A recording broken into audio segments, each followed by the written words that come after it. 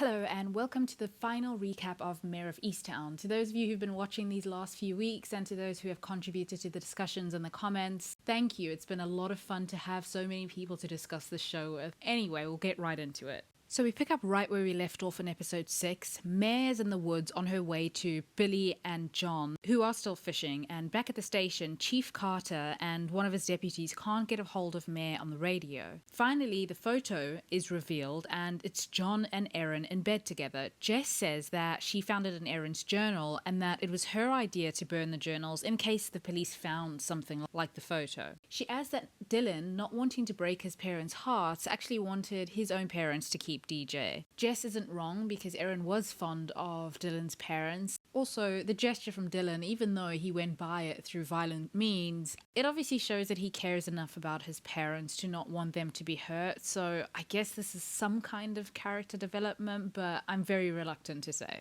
Meanwhile, by the river, John is actually going to go through with this. We see him taking the gun from the tackle box, and Billy, who's just emotional and feels betrayed by his brother, dares him to pull the trigger. We see that John is struggling, but he really wants to do it. Mare arrives just in time, though. Just as John is about to shoot himself, Billy tackles John and Mare holds him down, and Billy tells Mare that he didn't do it. John, meanwhile, is begging Mare to kill him because he obviously doesn't want to face any consequences for what he's done.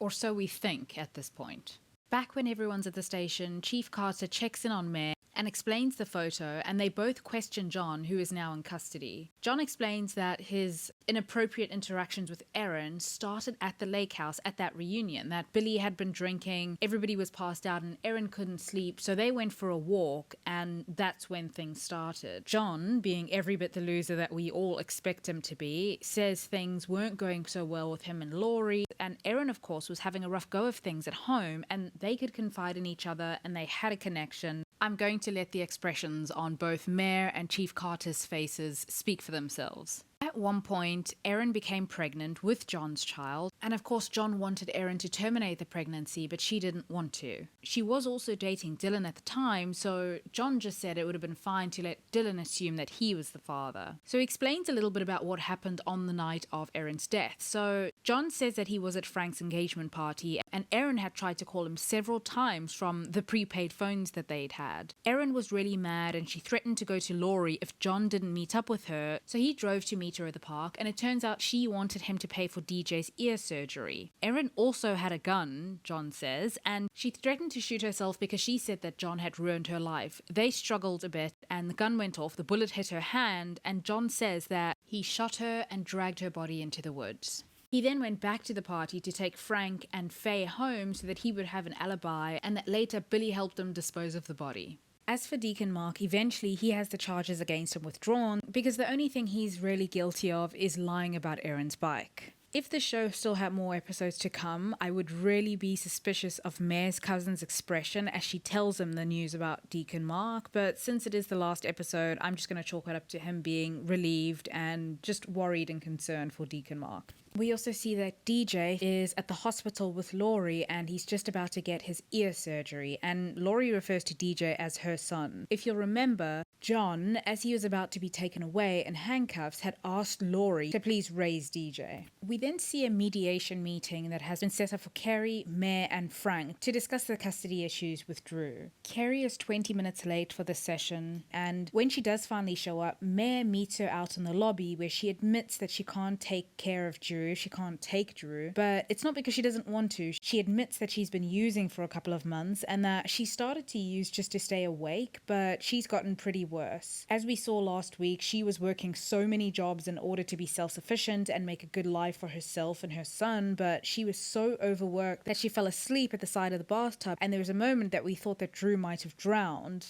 I started off really disliking Carrie as a character, but my heart broke for her here because it sometimes does take a couple of relapses for sobriety to really stick, and she tried really hard. She does say that she is going back to the rehab facility though. Later we see Mare, Frank, Faye, Siobhan and Mare's mother all having lunch, and it's good to see that Frank's engagement is back on track and they're all laughing, and right then Sandra walks in, the woman that John had an affair with. Mare does bump into Sandra on the way out of the bathroom and they kind of confront each other, and Sandra says that she made one mistake with John 5 years ago and that's the truth. She has been faithful to her husband ever since. We also get an emotional mother-daughter moment this episode, which actually has been happening quite a bit on the show. In the comments last week, we spoke a bit about the way the show portrays the struggles of motherhood and how poignant and resonant these moments are. They're actually pretty much central to the theme of the show, with Erin and DJ, Dawn and Katie, Kerry and Drew, and Mare, Drew, Siobhan, and the relationship with her own mother as well. Her mother admits to Mare that she was angry and disappointed at Mare's father, and she sometimes took it out on Mare. Her mother apologizes to her and Mare forgives her, and her mother also tells her that she hopes that Mare can forgive herself for Kevin because it wasn't her fault. Mare being Mare, she kind of brushes it off at first, but we can see that she's emotional and she runs off to the bathroom to collect herself in private.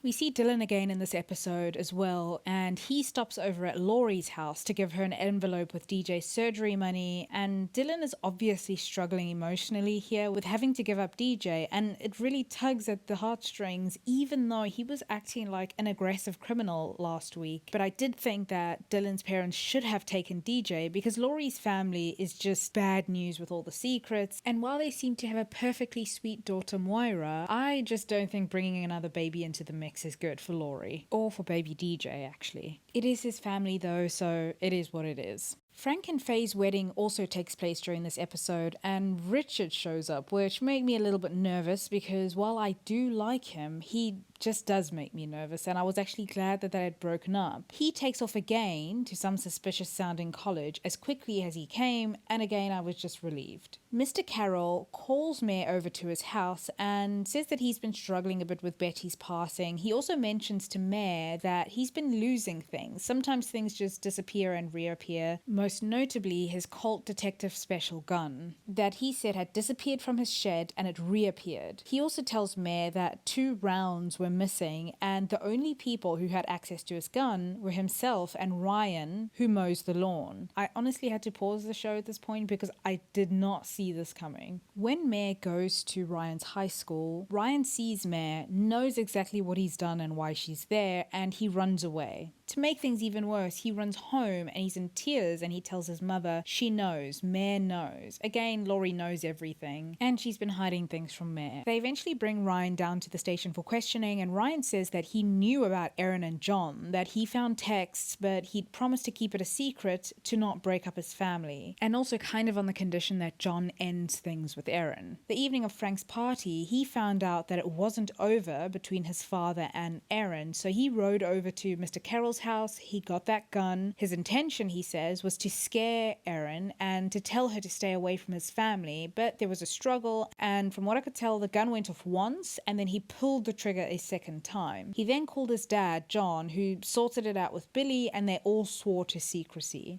Law is obviously there with Ryan as he's been questioned, and she defiantly tells Mare that she lied to protect her son and that if Mare hadn't shown up, she would have kept quiet. The officers then take Ryan to juvie, and I actually really felt for this kid because he does seem like a good kid who was kind of let down by his parents, whose issues he made his own, and they've also taught him now that if a murder happens, even though it's by accident, the best way to deal with it is to cover it up and keep the secret. Law is really upset with Mare at this point because it's Mare's excellent detective work that has uncovered everything, and from Law's perspective, Mare's work has caused her to lose part of her family. Law tells Mare that she should get out, she should go, and that she never wants to see Mare again. At the end of the show, we see that the family wishes Siobhan a farewell as she goes off to college. We see Deacon Mark, who says that it's taken 8 months to be in front of the congregation, but he's there and he's kind of helping them heal. I still don't know whether the allegations from the previous church are true or not, unless I'm missing something and they've mentioned it. I wish the show had made it more clear because, again, he's very easy to root for. Eventually, at the very end of the episode, we see Mare pull down the stairs and go up into the attic, something that she hasn't been able to do, and I honestly can't imagine a more perfect ending for this show. And yeah, that's it for Mare of Easttown. I think that everything was pretty much resolved, but we just have to live with the fact that we don't know what is going on with Richard. But in a way, I kind of appreciated that. Anyway, this brings us to the end of the video. Thank you for watching.